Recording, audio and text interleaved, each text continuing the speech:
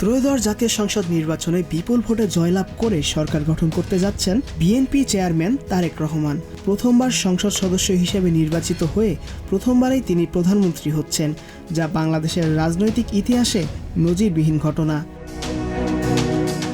তারেক রহমান ঢাকা 17 ও বগুড়া 6 দুটি আসনে প্রতিদ্বন্দ্বিতা করে দুটিতেই রেকর্ড জয় অর্জন করেছেন। নিজ নেতৃত্বে দলকে জাতীয় নির্বাচনে অভূতপূর্ব সাফল্য এনে দিয়েছেন। বিজয়ের আগে তিনি দেশের বিভিন্ন এলাকা চষে বেরিয়েছেন। দলীয় প্রার্থীদের নির্বাচনী প্রচার ও সমর্থন জোরদারের জন্য এবং দলীয় নেতাকর্মীদের মধ্যে শৃঙ্খলা বজায় রাখতে 7,500 অভিযোগের ভিত্তিতে বহিষ্কার করার রেকর্ডও স্থাপন করেছেন। ব্যক্তিগত ও রাজনৈতিক চ্যালেঞ্জ অতিক্রম করে তিনি 31 দফা বাস্তবমুখী পরিকল্পনা, ফ্যামিলি কার্ড, কৃষক কার্ড, হেলথ কার্ড, কর্মসংস্থান এবং দেশের অর্থনৈতিক ভিত্তি শক্তিশালী করার পরিকল্পনা হাতে নিয়েছেন।